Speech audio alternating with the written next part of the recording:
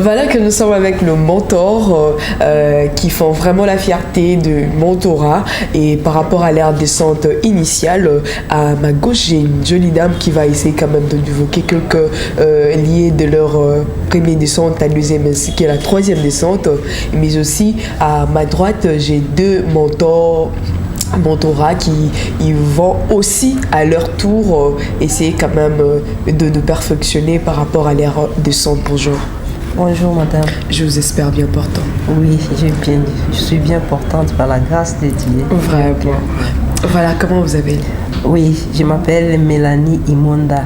Madame Mélanie, oui.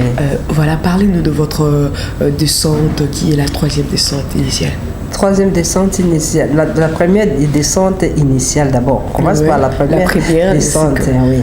La première descente initiale, ça nous a permis d'abord de former, d'identifier toutes les sages-femmes qui étaient formées par rapport à cette thématique de mentorat. Et essayer un peu de dénicher les lacunes qu'ils avaient dans cet hôpital. Puisque moi, je travaille à l'hôpital d'Indil, l'hôpital général d'Indil. Et là, on a déniché les lacunes. Après avoir déniché les lacunes, on devait commencer avec les priorités, puisqu'il y avait des lacunes qui étaient prioritaires, qu'on devait commencer avec ça. Toujours dans la première descente, après avoir formé le groupe d'équipe de travail avec les majors des mentorés plutôt, on a identifié les problèmes. Après avoir identifié les problèmes, on a maintenant commencé à travailler avec l'équipe. Puisque dans le cadre de mentorat, nous sommes là pour les accompagner. Nous sommes là pour les accompagner. On les a accompagnés, premièrement, puisque c'est que nous avons remarqué dans cet hôpital, dans la maternité, les sages-femmes utilisaient bien sûr les partogrammes. Comme je vous avais bien dit là, qu'on est là, le mentorat, c'est sur SMR. Mais SMR est transversal. Il est transversal. Les soins là est transversal. On a commencé par dénicher les lacunes qu'ils avaient dans les partogrammes. Puisque les partogrammes, c'est un document de la sage-femme. C'est un document qui aide la sage-femme de suivre l'évolution du travail de la femme jusqu'à l'accouchement. Et ces documents-là, c'est un document qui protège aussi la sage-femme. Alors la sage-femme doit vraiment bien tenir ces documents pour que la femme accouche dans la douceur. La sage-femme doit savoir que l'accouchement est aussi que c'est pour elle. Et cet accouchement est aussi qui doit être suivi par les partogrammes. Les partogrammes, qu'est-ce que nous avions remarqué dans les remplissages des partogrammes? Les sages-femmes suivaient bien sûr, surveillaient le travail, mais ils ne mettaient pas tellement l'accent sur les remplissages du partogramme. Et ils remplissaient les partogrammes après l'accouchement. Alors que le partogramme ne doit pas être rempli après l'accouchement, mais ça doit être rempli au long du travail de l'accouchement. Et nous avons vu que la phase de latence a posé des problèmes. Quand on parle de phase de latence, c'est-à-dire c'est une phase où on surveille la femme lorsqu'elle vient avec une dilatation de moins de 4 cm. Et les sages-femmes ne mettaient pas tellement attention sur cette phase-là de latence. Ils l'abandonnaient et commençaient directement dans la phase active lorsque la femme a 4 cm. Et là, on a essayé de parler avec les sages-femmes, avec des séances de travail. Et les séances de travail étaient lorsque la femme arrive. On a les partogrammes et nous surveillons ensemble avec les sages-femmes. Nous voyons comment les sages-femmes remplissent les partogrammes et on corrige. Ça, c'était première descente, deuxième descente et maintenant nous sommes en troisième descente. Et avec la troisième descente, nous avons remarqué quand même qu'il y a une amélioration. C'est-à-dire les sages-femmes, ils ne surveillent pas les femmes seulement à être côté d'elles, mais ils utilisent, elles tiennent vraiment les partogrammes et ils remplissent les partogrammes ensemble avec l'évolution du travail. Voilà un peu là où nous sommes et nous voyons, nous remarquons qu'il y a vraiment une bonne collaboration. Et là aussi, il y avait aussi un problème. Les sages-femmes travaillaient avec les femmes, mais ils ne collaboraient pas tellement. C'est-à-dire quoi? Avant de poser tout acte sur la femme, on doit quand même demander son consentement. Parce que ce sont là les droits de la femme. Et là, on ne tenait pas compte de ces droits-là de la femme. On vient seulement, maman, mets-toi debout, maman, fais ceci. Non, on doit expliquer à la femme, maman, je vais t'injecter. Quel produit voulez-vous injecter à la femme? Et pourquoi vous voulez injecter ces produits à la femme? Il faut toujours collaborer avec la femme, demander toujours le consentement de la femme avant de poser un acte. Et là, nous sommes en train de suivre et vraiment, ça nous a donné de bons résultats. Merci beaucoup. Comme j'étais en train de dire que je ne suis pas seulement avec la ILTET dame qui vient de nous évoquer la première et la deuxième ainsi que la troisième descente de son côté, mais aussi je serai bien accompagnée à ma droite avec deux mentorats qui vont essayer quand même de nous expliciter par rapport à leur descente. Je dis bonjour. Bonjour madame la journaliste. Vous allez bien? Je vais très bien, merci. Comment vous appelez déjà? Je réponds au nom d'Anastasie Chambimbala, sage-femme et mentor. Merci beaucoup. Comment a été votre descente? Je dirais la première ainsi que la troisième qui est déjà descendue.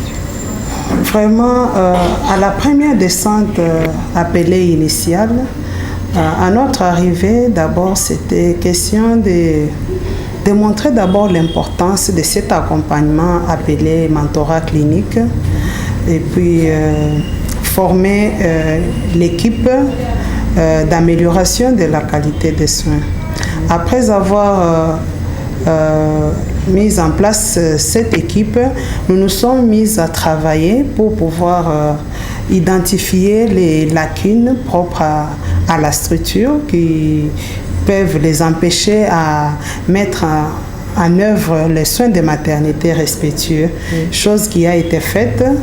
Alors, avec l'équipe, nous avons pu détecter quelques lacunes, comme par exemple, d'abord dans la structure, il y avait manque d'affiches en rapport avec les droits à la santé sexuelle et reproductive, ainsi que les protocoles en rapport avec les soins de maternité respectueux. Et puis, nous nous sommes mis à savoir quelle a été alors la cause quelle est la cause qui fait à ce qu'il n'y ait pas ces affiches. On a eu à se rendre compte que d'abord, il n'y avait pas de prestataires qui connaissaient d'abord qu'est-ce que c'est que les droits à la santé sexuelle et reproductive, ainsi que les soins de maternité respectueux. Alors, après avoir identifié, nous nous sommes mis maintenant à élaborer donc de la planification à la mise en œuvre. Maintenant, c'était question d'abord, pour la première lacune, de briefer d'abord les prestataires en rapport aux droits de la femme et aux droits de l'enfant. Parce que c'est là d'abord cette connaissance-là qui pouvait maintenant le permettre de savoir sur quoi il devrait maintenant s'y prendre. Ce qui a été fait, on a parlé tout autour de ces droits et puis par rapport à tout ce qui implique donc les indicateurs en rapport avec les soins de maternité respectueux. Et vraiment, l'équipe était tellement ravie parce que c'était une nouvelle information pour eux. Parce qu'ils ne savaient pas que la femme a ses droits et que l'enfant a aussi ses droits. Et c'est comme ça que la chose a été faite. À part cette lacune, il y avait aussi par rapport à l'utilisation et le remplissage du partogramme. Donc, à la deuxième descente, nous nous sommes mises à travailler sur ça parce que les constats faisaient savoir qu'il y avait une négligence totale par rapport à l'utilisation du partogramme et son remplissage. Et pourtant, c'est un document très efficace, très essentiel pour la profession sage-femme et surtout pour le suivi idéal de la femme en travail d'accouchement. Alors, après avoir travaillé sur ça, en tout cas à la troisième descente, c'est une satisfaction totale parce que, en tout cas, par rapport au feedback, les mentorés ont montré l'importance de l'utilisation du partogramme parce qu'ils voyaient comme si c'était un document mokoboye qui n'avait pas vraiment son importance, mais en leur montrant l'importance que c'est un document aussi médico-légal qui te protège aussi parce que s'il arrivait de quoi, la justice va s'atteler sur les parthogrammes. Cette femme est arrivée à quelle heure? Voilà toute l'évolution du travail d'accouchement est dedans. Alors, c'est facile de dénicher là où le prestataire n'a pas pu faire son devoir. Alors, c'était une satisfaction totale, même du côté des bénéficiaires. Waouh!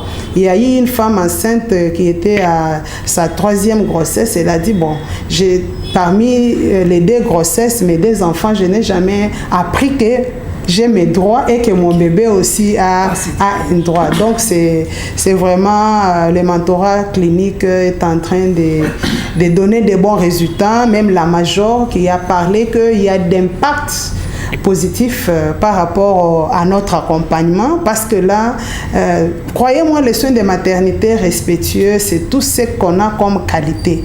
Parce qu'avec d'autres thématiques, on a les cerveaux qui doivent intervenir, l'intelligence, mais les soins de maternité respectueux, c'est les cœurs.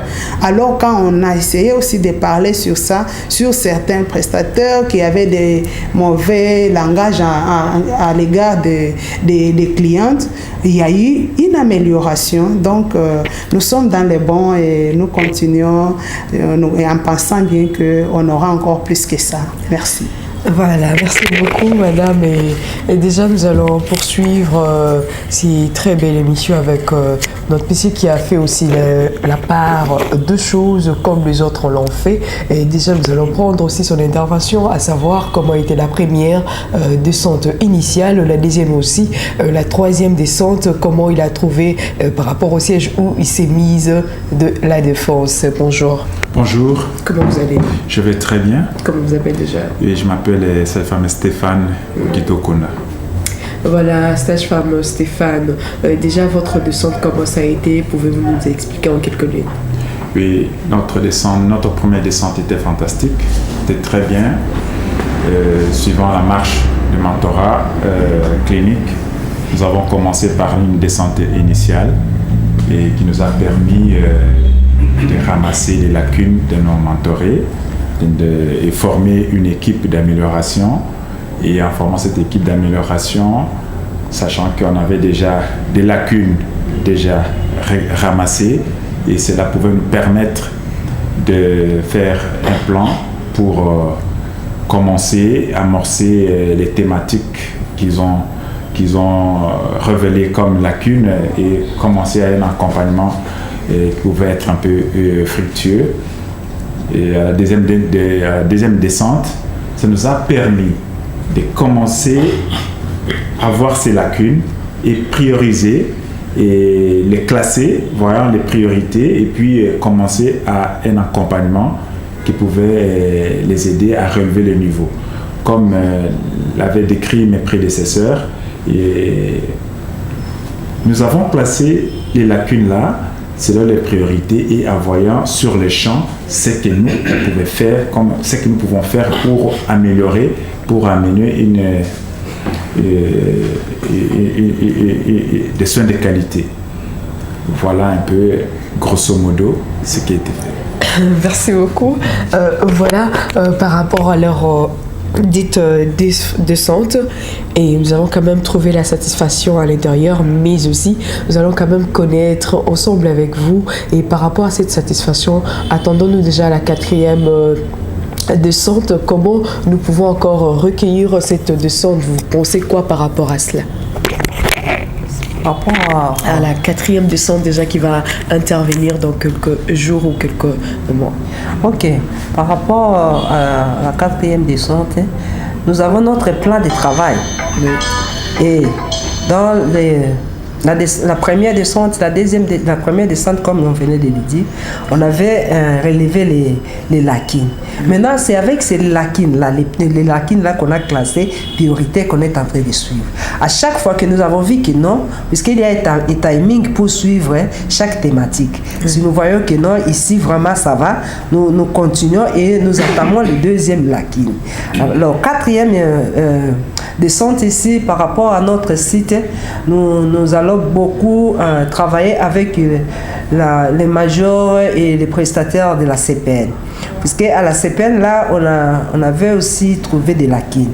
Alors, comme a dit ma consoeur, la femme doit connaître ses droits et doit connaître aussi les droits de son bébé. Alors, tout ça doit commencer à la CPN.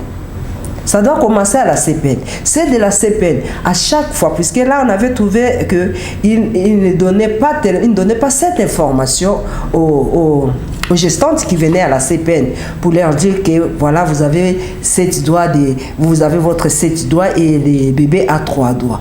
Ils ne les disaient pas. Et puisque à chaque fois qu'on donne les messages aux femmes, nous avons un registre où nous mentionnons les messages à donner aux femmes.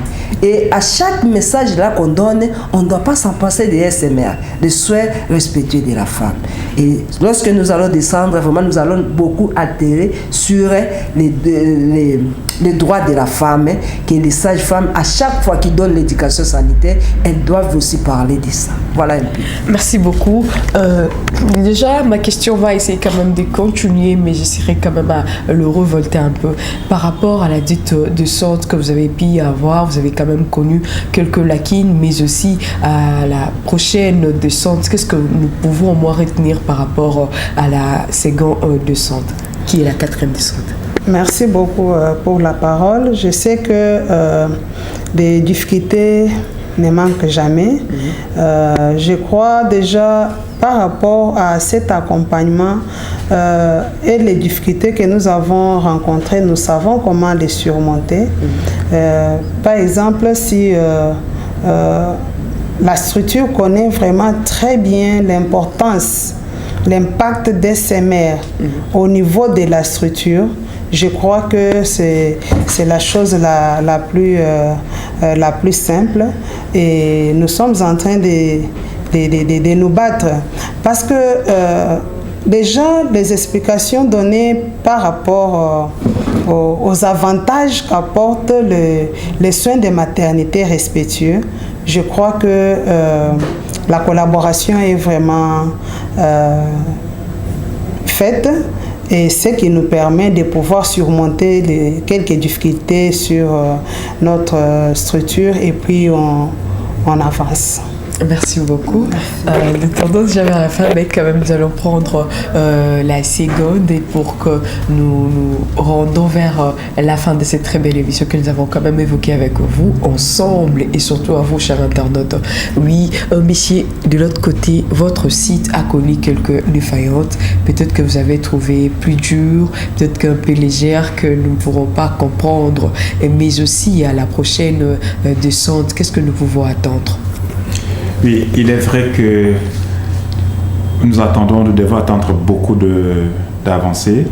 Et nous, à la deuxième descente, je ne l'ai pas dit, nous avons connu beaucoup d'avancées par rapport à l'accompagnement que nous avons réalisé.